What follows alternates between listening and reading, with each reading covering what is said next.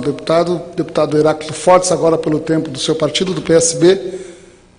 Vossa Excelência dispõe de 10 minutos. Muito obrigado. Senhor presidente, eu quero me congratular com o deputado Silas Freire, que entra sintonizado exatamente com essa questão que o Piauí reclama, que é o abandono da Fundação Homem Americano, presidida pela professora de Ética Dom, sobre o qual eu já falei no pronunciamento anterior. Mas gostaria de falar agora um pouco sobre os 3 meses de governo Temer. Me causa espécie quando eu vejo aqui o desespero de alguns que lançam contra o presidente e contra membro da sua equipe calúnias, grosserias, menos por convicção e mais por conveniência. São pessoas, senhor presidente, que estão cheias de cargos de confiança, de cargos de comissão no governo federal e que, pela mudança de administração, começam a perder essas mordomias, perder as tetinhas do governo que mamaram por longos 13 anos. Aí faz um discurso de agressão, como se a nação brasileira não tivesse acompanhando o que ocorreu no Brasil nesses últimos anos. O desmonte da máquina, o clube da falsa felicidade que começou-se a desenhar e a vender no país, quebrando. Nós estamos com um país quebrado. E esse país não foi quebrado da noite por dia. Foi um aparelhamento criminoso. Vamos ser justos. O presidente Lula, quando assumiu, colocou no Banco Central o Henrique Meirelles, que passou a comandar a economia. E você teve um período onde tudo ia bem. Era um céu de brigadeiro. A presidente Dilma começou a perseguir o Henrique Meirelles já na Casa Civil, com aquela sua postura de gerentona, de que sabia de tudo, não aceitava as opiniões técnicas de Henrique Meirelles e resolveu tirá-lo. Até que o Lula, faça-se justiça, insistiu pela sua permanência. Porque, senhor presidente, equipe econômica não pode ter na duração de pernoite em motel, rodízio permanente. Equipe econômica tem que ter maturação, tem que ter entrosamento. Ela planta agora para colher os resultados lá adiante. E não foi isso que foi feito. Quando se diz que a presidente Dilma está sendo condenada pelo conjunto da obra, é a pura verdade. As pedaladas representam apenas um item do que ocorreu. Senhor presidente, o que se fez com a Petrobras? Uma das empresas que era orgulho de brasileiros.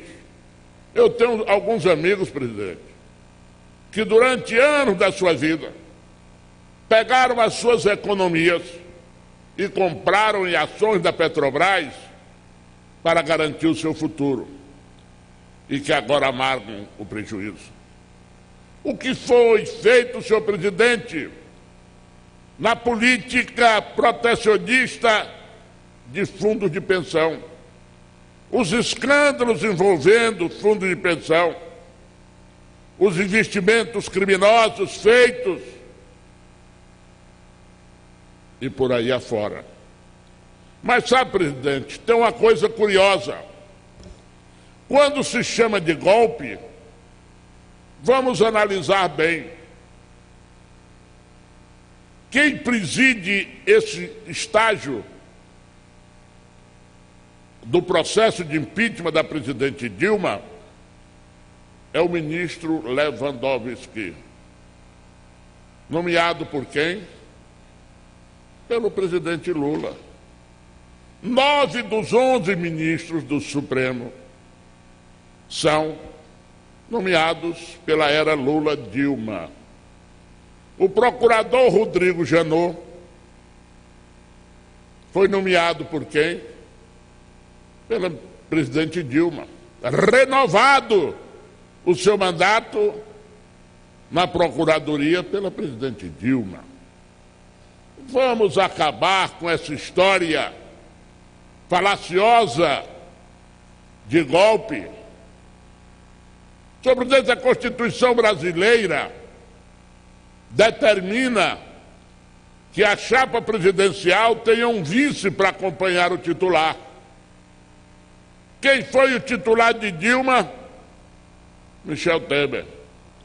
Ela gostou tanto, senhor presidente, que repetiu.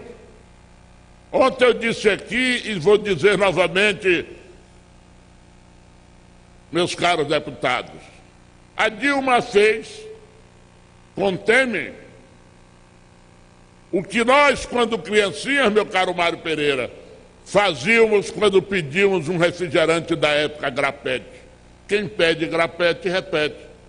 A Dilma repetiu Temer. Não tem essa história. Não.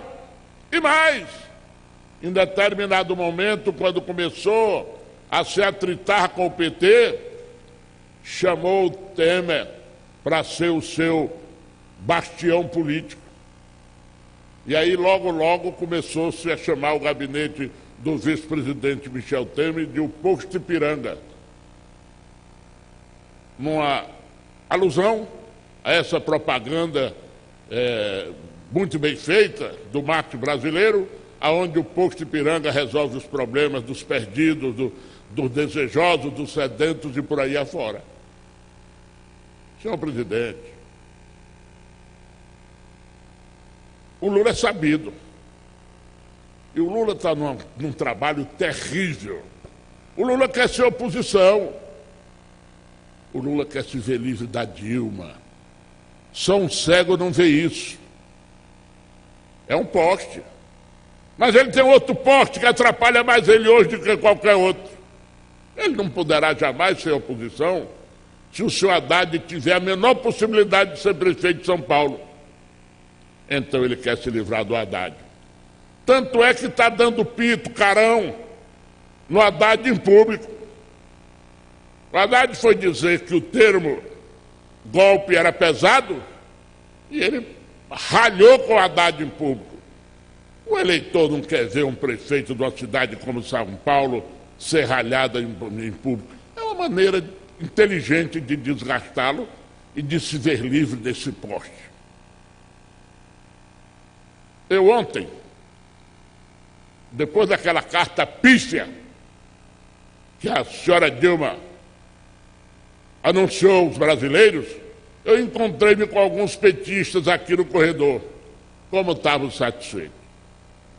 Porque viram que aquilo não era uma carta à nação, mas um atestado de óbito. Aquela carta de ontem, senhor presidente, não é uma carta de esperança, não é uma carta de compromisso, porque tudo que ela diz que poderá fazer foi exatamente o que não fez quando governou. Então, as melhores cabeças que a Dilma tinha no seu governo, ela tirou por capricho. Nelson Jubim, Moreira Franco, Eliseu Padilha e por aí afora. O Lula trocou o Cristóvão Buarque, um educador mundialmente reconhecido, pelo conterrâneo de Vossa Excelência, Tasso Genro, que tem tudo na vida, menos ser educador. Saiu de lá, foi ser coordenador político. Saiu da coordenadoria política, foi para o Ministério da Justiça. Qual foi sua grande obra no Ministério da Justiça? Entregar ao governo cubano os 2 boxeadores que quiseram foragice aqui no Brasil em protesto ao regime que viviam. Esse é que é o quadro. O brasileiro precisa acordar para esses discursos sem sentido, sem fundamento. O Brasil quer mais. O Brasil quer virar a página. O Michel vai ser o melhor dos mundos? Ou não vai? Não sei. Mas é o começo. Porque pelo menos nós vamos começar a dar valor ao qualificado, à meritocracia. Senhor presidente, a quantidade de penduricalho que tem nesses ministérios, essas nomeações feitas por militantes, é de cortar o coração dos brasileiros. Eu faço esse registro, senhor presidente, aproveitando essa oportunidade que o meu partido me dá, e fazer um apelo ao povo brasileiro, que torça para que nós nos livremos durante muito tempo deste mal que nos foi trazido em nome da esperança que tinha vencido o medo e que hoje virou uma triste decepção e frustração para o povo brasileiro. Muito obrigado. Muito obrigado, deputado Heráclito Fortes. Parabéns, cumprimentos pela análise que faz da situação brasileira. Próximo.